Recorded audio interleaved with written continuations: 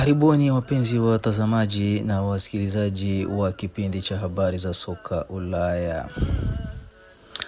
Angalau wachezaji watatu wa Paris Saint-Germain watakuwa miongoni mwa wachezaji wanaopendekezwa kwa Ballon d'Or ya mwaka 2026. Nao ni Fabian Ruiz, Kvaratskhelia na Ousmane Dembele. Hata hivyo, tuzo ya mtu binafsi yenye hadhi zaidi si mada ya majadiliano kwenye vyumba vya kubadilishia nguo, anasema Desire Doué. Ballon d'Or, kusema kweli si lazima nitoe maoni yangu juu ya hilo. Nadhani nyinyi waandishi wa habari ni bora kuliko mimi. Hivi sasa hata hatufikirii kuhusu hilo kwenye vyumba vya kubadilishia nguo. Tumerudi kutoka likizo, lengo letu ni kushinda mataji ya kwanza tunayopaswa kushinda. Katikati ya kupunguzwa kwa kikosi cha timu ya Olympique de Marseille, timu hiyo imeweza kufahamisha kwamba haizuii mtu yeyote kuondoka. Mali zao za thamani zaidi zinapatikana, ikiwemo miongoni mwazo mshambuliaji wa pembeni wa upande wa kulia Timothy Weah. Hata hivyo, mchezaji huyo wa kimataifa wa Marekani hana haraka ya kuondoka kama inavyoripotiwa na Foot Mercato. Vilabu vya Uingereza kama Sunderland vimeuliza kuhusu hali yake, lakini hakuna hata kimoja kilichomfanya Weah kufikiria upya. Ni mradi tu wa michezo ambao ulikuwa na hamu zaidi kuliko timu ambayo inaweza kuja na mradi zaidi ya namna Olympique de Marseille inavyomlea. Huenda akabadilisha, lakini kwa sasa hakuna timu yoyote ambayo imeweza kumvutia miongoni mwa timu ambazo ziko zinamtafuta.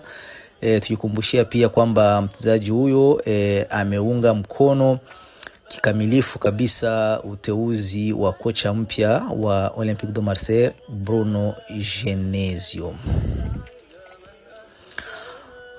Baada ya kunyimwa kuingia Marekani na kukosa nafasi kuwa referee kwenye kombe la dunia lililokwisha, Omar Artan alipata wakati maalum Jumatano akiongoza mechi ya UEFA Super Cup kati ya Paris Saint-Germain na Aston Villa, ambapo tuliweza kushuhudia ushindi wa Paris Saint-Germain kwa mabao 2-1. Baada ya mchezo huo, refa huyo wa asili ya Kisomali aliacha ujumbe wa dhati kwenye mpira wa mechi. Bimana alichukua kalamu akaweza kuandika kwenye mpira huyo akisema, hilo lilikuwa kombe langu la dunia. Asante UEFA, hakika umefanya maisha yangu kuwa bora zaidi. Tukikumbushia kuwa Artan ndiye refa wa kwanza asiyekuwa mwananchi wa Europa kuchezesha kombe la UEFA Super Cup.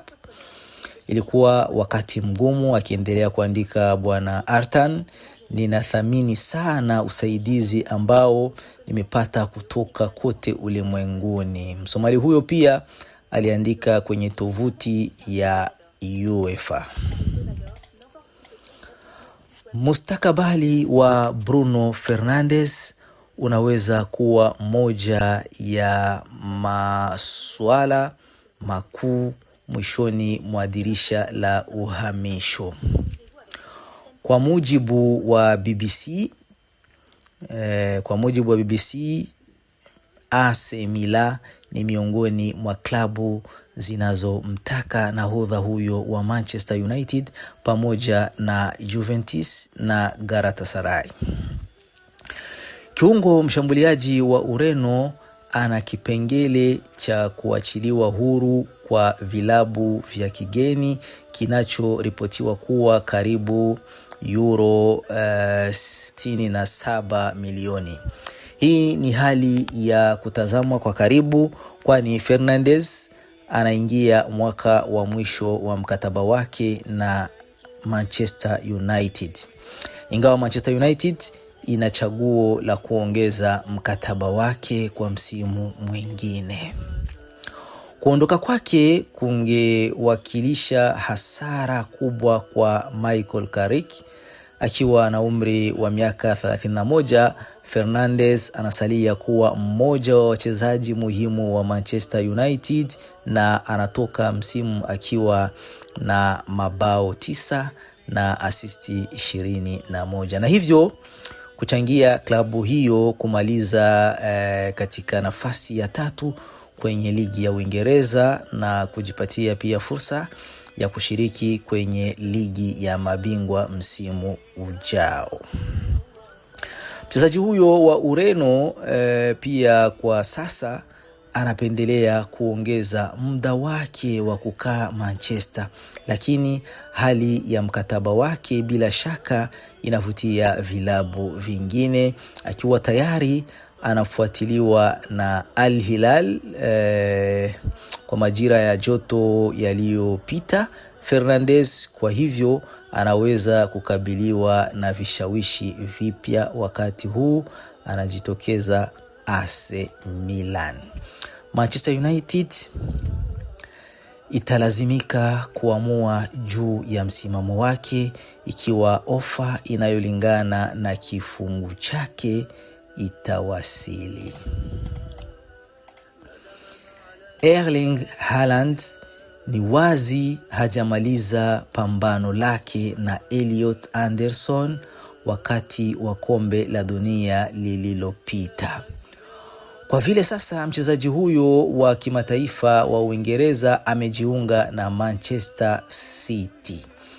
Mshambuliaji huyo wa Norway amemtazama kwa mara ya kwanza mchezaji mwenzake mpya kwenye mtandao wa Instagram. Baada ya Haaland kuchapisha akitangaza kurudi kwake Manchester, shabiki alimwomba ampelekee salam Anderson. Bwana Haaland aliweza kuandika akizungumza kama ni mzee wa kujilaza, huku akiandika kama ni mpiga mbizi. Mshambuliaji wa City alijibu kwa urahisi.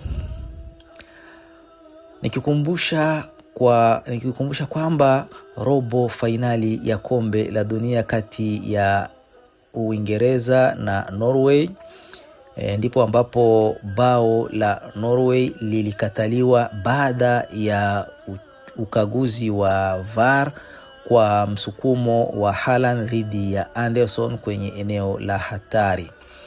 Uamuzi ambao Norway alikuwa tayari ameuita hadharani kuwa ni mdhaifu. Amekusudia kwamba hapikuwepo kosa lolote.